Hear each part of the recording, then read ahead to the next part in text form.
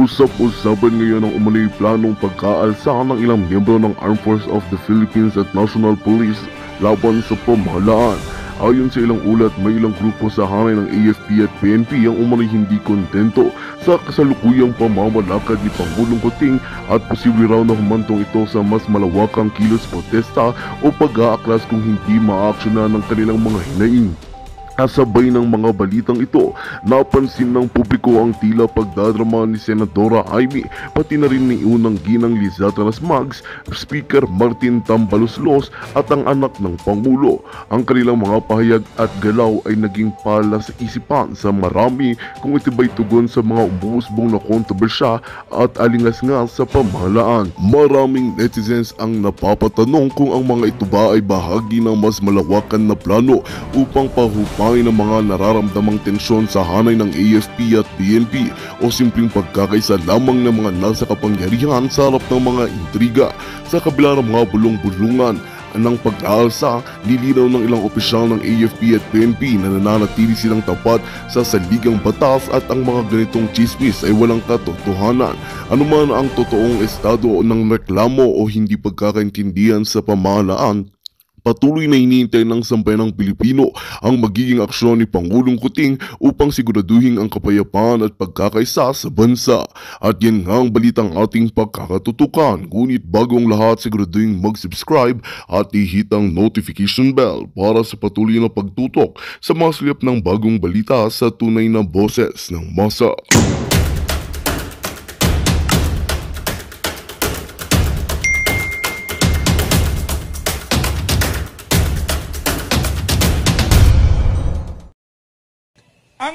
Ang FJ po, nandito sa amin lahat ng Pilipino.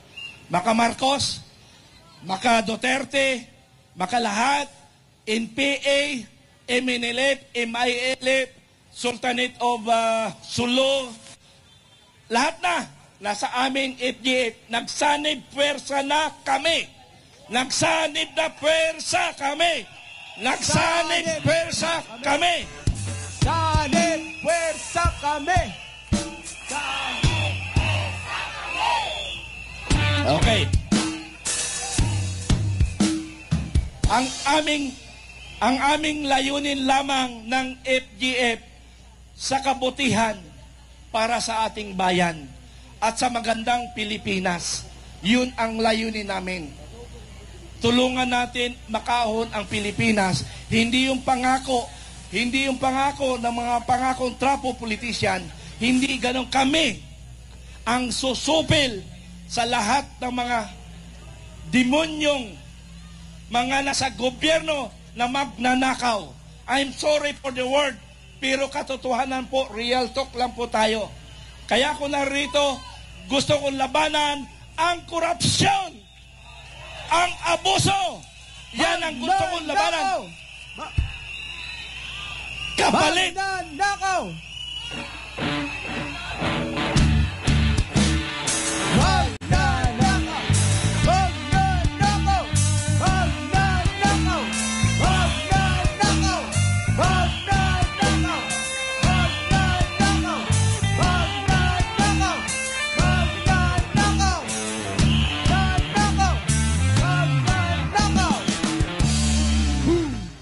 Sana makarating to sa Congress at saka Senado. Sana hinahamon ko sila na ipatawag ako sa Congress at Senado. Para ma-contempt of court ako. Contempt of court! Ayun ang panakot nila, contempt of court! Ma-contempt ka! Contempt! Panakot nila para makulong ka. Ay di bali, ilang buwan lang naman yun doon. Tamang-tama, hindi na ako magluluto. Masarap ang pagkain, di ba? Kaya ba ako ilaban? Kaya ako ilaban? Laban! Kaya! Kasama ang bayan! Laban! Kasama ang bayan! Laban! Kasama ang bayan! Laban! Kasama ang bayan! Laban! Kasama ang bayan! Laban! Kasama ang bayan! Congress, yung mga congressman dyan na laban sa katotohanan, laban sa mga katiwalian, magsalita na kayo. Nandito ako, magsalita para sa inyo. Labanan natin ang korupsyon. Matindi na ang korupsyon. May narinig nga ako Kis Atty. Roque, 90 billion ninakaw sa PhilHealth. 90 billion! 90 billion! Magnanakaw! Magnanakaw! Magnanakaw! Magnanakaw! Magnanakaw! Magnanakaw! Okay. Magnanakaw! Okay. Salamat.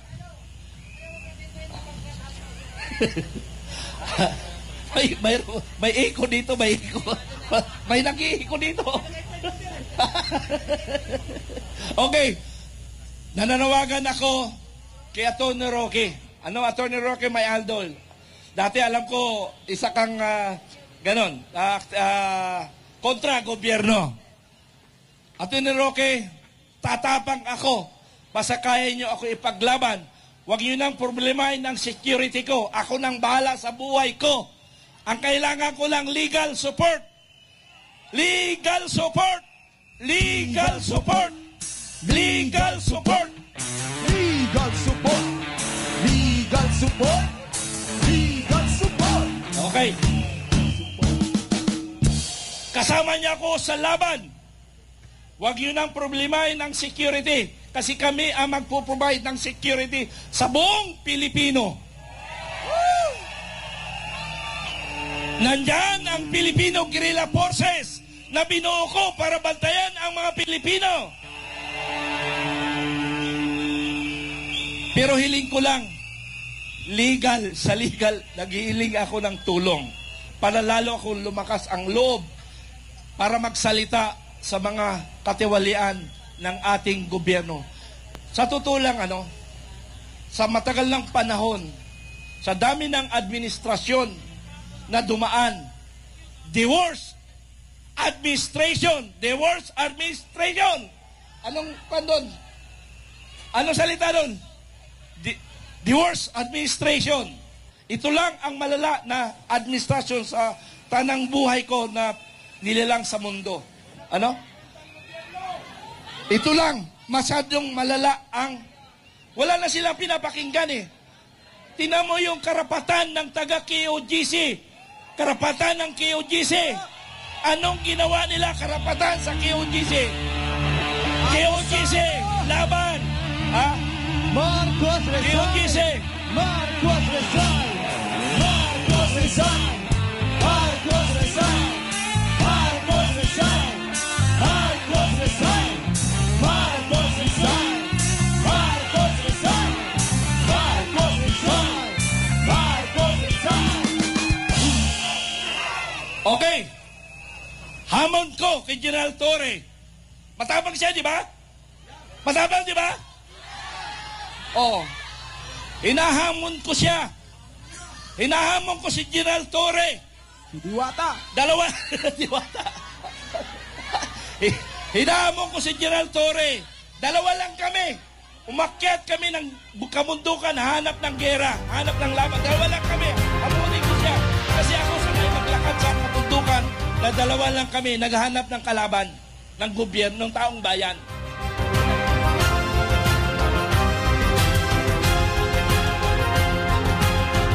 Ayan po mga kababayan, ang kasalukuyang kaganapan dyan sa Liwasang Bonifacio kung saan isinasagawa ang kilos protesta at ang panawagang bumabana sa pwesto si Bongbong Marcos Jr. Partner Almar? Ang nakaganda dyan, naka-partner Ina at mga kababayan, ay makikita natin sa video, hindi lang po yan KOJC members. No? Andyan po yung mga kababayan natin mula sa iba't ibang sektor. Nandyan po, dumalo sa Liwasang Bonifacio para nga ipagsigawan ng kanilang kumbaga mga hinaing laban sa gobyerno. Kasi nga sa nararanasan ngayon ng ating mga kababayan ay talagang hindi na po kumbaga matiis, no, ng ating mga kababayan yung hirap at pahirap na dulot nitong Marcos administration. Pauna dyan mga kapartner yung mga mataas na presyo ng mga punahing bilihin sa merkado at idagdag pa dyan mga kapartner yung mga tumataas din na krimen na hindi natin na nakikita na talaga na binibigyang pansin ng ating pamahalaan dahil nga nakatutok ang ating mga kapulisan dyan sa KOJC compound, libo-libong mga pulis ang kanilang dineploy na kung tutuusin ay isang individual lang naman ang kanilang hinahanap. Maya-maya tanggap tayo ng update naman mula sa Davao City sa KOJC Religious Compound na kung saan tuloy-tuloy naman po ang preparasyon ng ating mga kapatiran para sa anniversary po ngayong araw. Samantala, basa lang po ako ng ilang komento mula sa ating mga kababayan na naka-tune in ngayon mula kay Rosary Around the World. Sabi niya, Marcos and government, that's not how you treat the public. You do not violate their constitutional rights. You have to be open to transparency and accountability. You have to be open to honoring your oath to uphold the Constitution. Sabi naman dito ni Karma, if you want to follow Jesus, remember He had wilderness, Gethsemane, and Judas. Happy anniversary pa rin KOJC. Kayo ang pag-asa ng ating bayan. Ayan. Ito mula naman kay Romy, sabi niya, KOJC, Pastor, laban lamang po kayo. Kami po ay nakikisa sa inyo ngayong araw. Hindi man po kami taga KOJC, ramdam po namin ang inyong nararanasan ngayon at narariyan po ang aming panalangin at binabati po namin muli kayo ngayon ng happy anniversary din po. Ayan.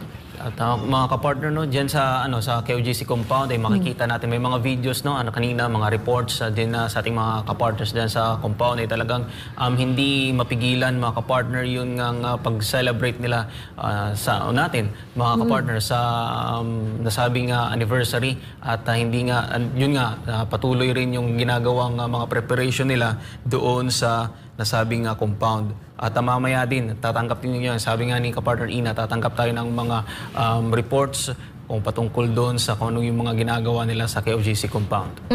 At antabayanan din natin, baka mamaya kung okay na, ano nga bang kaganapan dito sa ating religious compound ngayon? Kasi yung huling balita natin is doon sa tapat kanina ng Kingdom, yung mga musicians natin, nag-prepare na sila, nagkakantahan na, nagsasayawan na din ng iba. At ang mga KOJC missionaries po, patuloy pa din po ang pagdagsam mula po sa iba't ibang panig po ng Pilipinas at buong mundo. Ayan po, nakita niyo sa screen.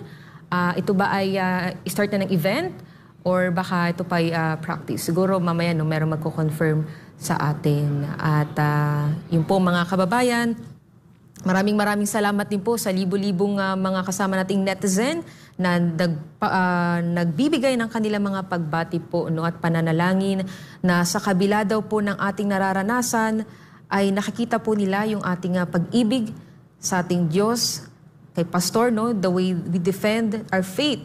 At naniniwala sila na darating po ang panahon ng hustisya para po sa KOJC. Kung okay na okay na ba si Jade? Or si Brian muna? Wala pa mga kapartner. So yun mga kapartner, yung mga nakaganda nga dito kasi nga naka-i-encourage tayo. Although yung nabanggit nga ni Sir E.B. Hugalbot kanina sa ating diskusyon mga kapartner, nakaganda nga dito ay nakita ng buong Pilipino mga kapartner yung nga pagkakaisa ng mga KOJC members na kung saan kumbaga na-inspire ng iba pa nating mga kababayan yung nangyayari nga doon sa KOJC compound. Kaya sabi nga paulit-ulit nga nating sinasabi dito kasi nga yung nangyayari dyan sa KOJC mga kapartner ay hindi lang ito kumbaga issue ng relihiyon. Dahil nga yun nga naapakan na yung mismong ang nakakatakot kasi dito mga kapartner, yung mismong mga alagad ng batas, yun na po mga kapartner ang ginagamit ngayon ng ating gobyerno para nga lapastanganin ang karapatang pantao ng ating mga kababayan. Oo, at alam mo, Partner Almar, I can't help but really wonder why, bakit nga ba talaga naging ganito yung gobyerno natin at bakit hanggang ngayon wala pa rin silang galaw pagdating sa nangyayari ngayon sa ating religious compound with our request na rin nga na sana pagbigyan tayo lalo na sa araw na ito that we are celebrating this momentous. This is the biggest event sa atin bilang mga missionary po ng Kingdom of Jesus Christ. Samantala, tanggap muna tayo ng update mula dyan si Jade Calabroso, nasa linya ng ating telekomunikasyon. Jade, anong huling kaganapan dyan? Yes, magandang gabi mga kapartners, partner Ina, partner Almar at sa lahat ng ating mga kababayan. Tuloy-tuloy ang ating pagtutok dito sa KOJC Religious Compound. At nandito nga tayo mismo sa labas na may overpass nga sa harap ng KOJC Compound. At kanina ay kasisimula lamang nitong isinasagawang programa dito nga sa loob ng KOJC Compound sa harap po ng Kingdom. At sinimulan nga yan ng mga pagtugtog ng mga orkestra ng Kingdom of Jesus Christ. Pero now, update ko lang mo kayo mga kapartners. Nasa labas ako ng compound at tuloy-tuloy din yung pagdating ng mga missionary workers, mga members ng KOJC dito po sa Davao City para makiisa. At napapansin nyo nga nakasuot ng kulay itim, no? Halos lahat ng mga members na dumadalo dito sa ika-39 na anibersaryo ng Kingdom of Jesus Christ.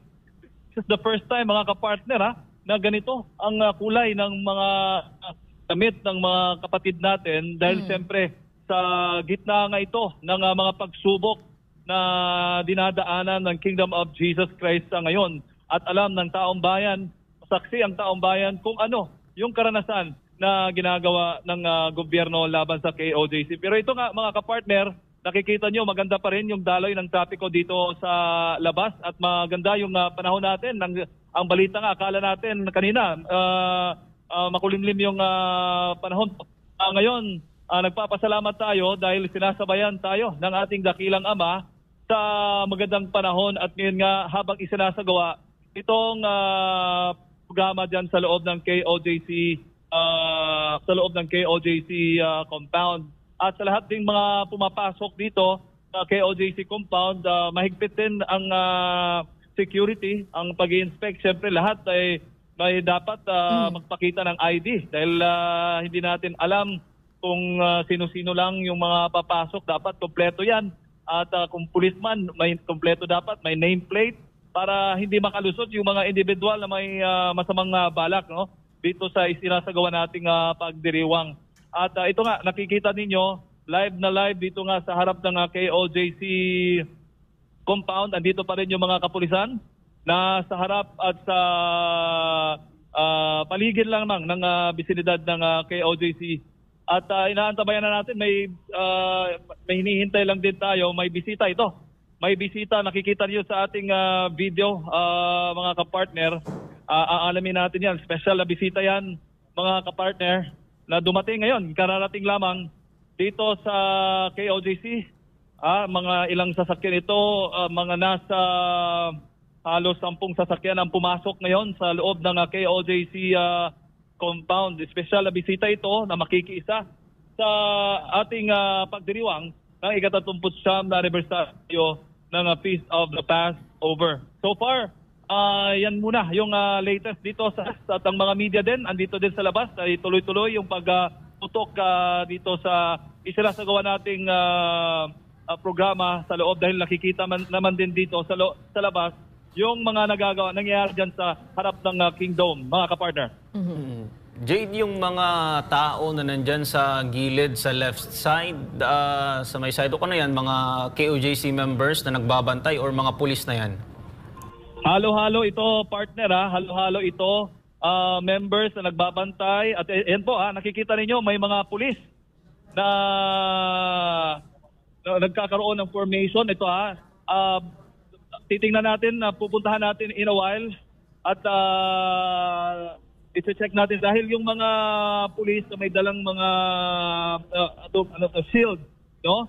At yung nila, ito ay kasalukuyang nagsasagawa ng formation. Ito, nakikita po ninyo sa ating live stream ngayon, nasa kalsada po sila.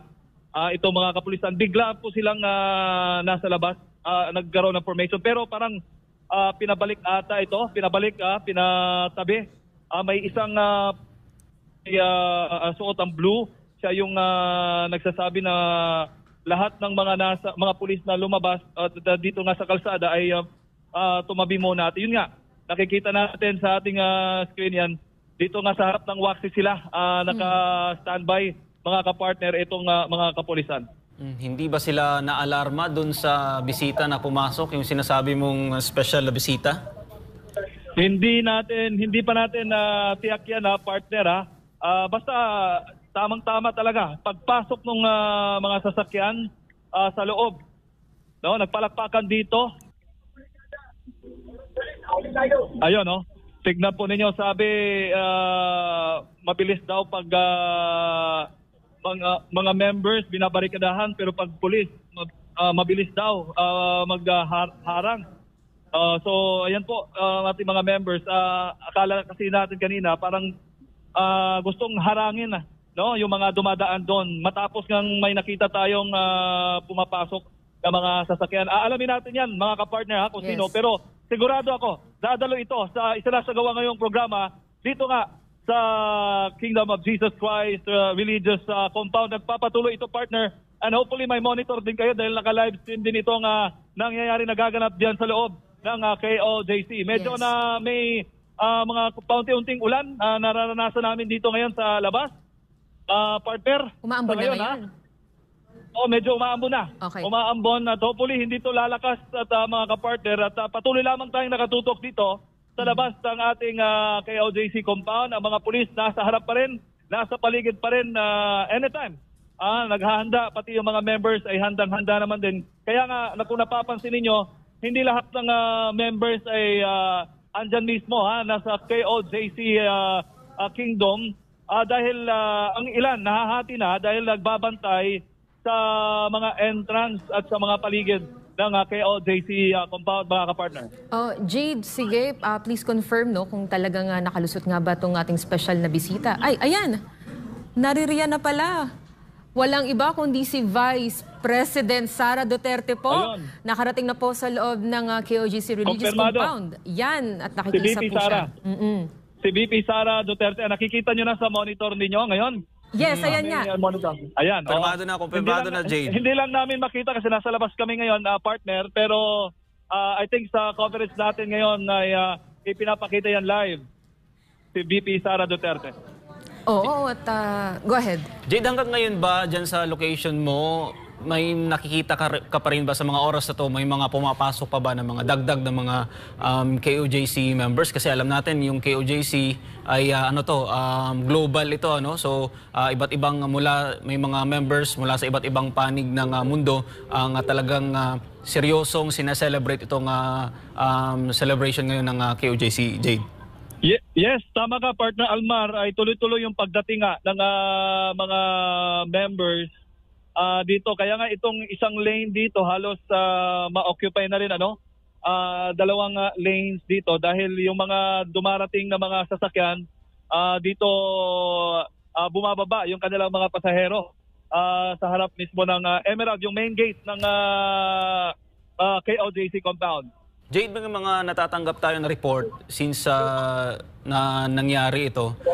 May mga natatanggap tayo na report na kaya daw hindi nakakapunta yung mga Duterte dahil aarestuhin daw. So titignan natin ngayon, Jade, na nandyan na mismo ang ating Vice President. Partner, nakikita namin ngayon, ipinapakita si Vice President Sara Duterte.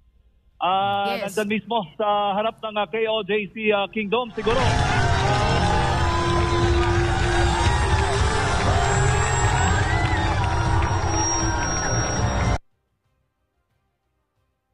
na lang ating signal, pero yung mga kababayan, nakita niyo po si Vice President Sara Duterte po, nakikipagkamayan po sa mga missionary workers po, bilang celebration po ngayong araw, 39th anniversary po of the Kingdom of Jesus Christ.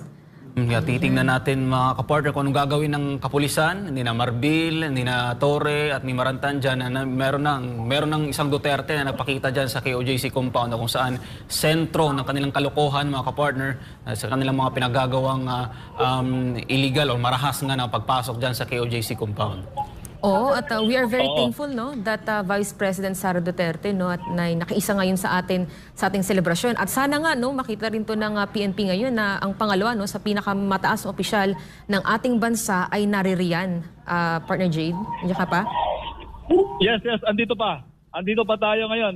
Yes, yung mga kapulisan, alam na alam nila, nakikita nila, namomonitor nila mga nagaganap sa loob dahil malaki yung ating screen at yung speaker, napakalakas. Kung saan ay sabay-sabay itong piniplay dito. Yung anong nangyayari dyan mismo sa loob, yan pong narinig mismo dito sa labas. At ito lang, nakikita po ninyo yung mga kapulisan dito sa labas, mga kapartner, kung may monitor kayo sa video natin dito sa labas, ay nagkakaroon sila ng formation papunta doon sa kabila, mula dito sa Waxy papunta doon sa kabilang bahagi ng compound. So siguro doon muna sila magtatambay, kung hindi ako magkakamali kasi sila doon sila nagsistay. At kasi kanina dito sila sa may Waxy banda nag-formation. Pero ngayon nakikita po ninyo sa ating mga screen, sa ating live dito sa labas, sitwasyon mga kapartner, and po pumunta po sila doon sa kabila na. So wala namang napapansin nating intensyon na pigilan yung mga papasok mula sa mga kapulisan, mga kapartner. Pero tuloy-tuloy pa ang ating pagtutok pa rin dito sa labas. Anong reaksyon ng mga police, Jade, na nalaman nila o nandyan ang Vice President sa mismong compound? Kasi dito sa monitor na pinapakita, parang medyo nabawasan yung mga tao dyan sa left side. Okay.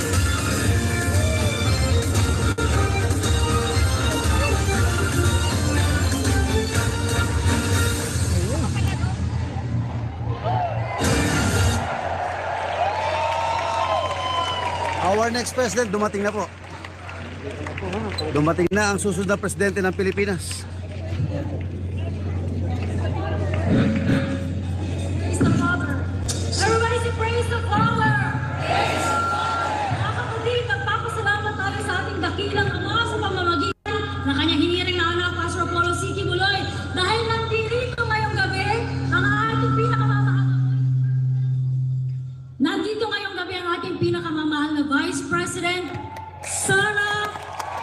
Inday Sara Duterte. Magandang gabi po sa inyo, ma'am. Mga kapatid, patuloy natin purihin ang Ama. Tayong lahat ay tumayo at magpuri sa ating dakilang Ama. Praise the Father.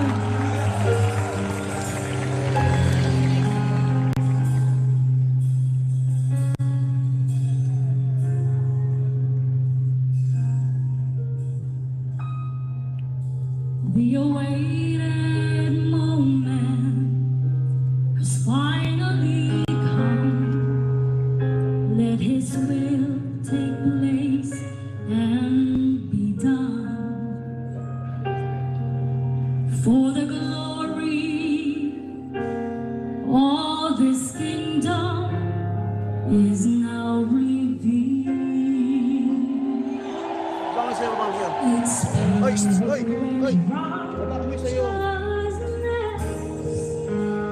has been fulfilled.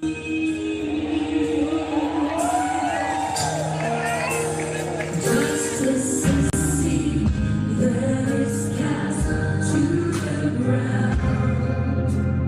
All by itself, ignoble and bring forth a harvest.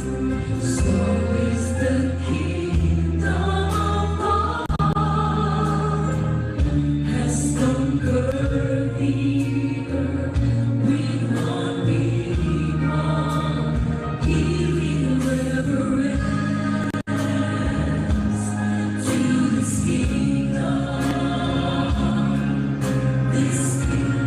that would never end.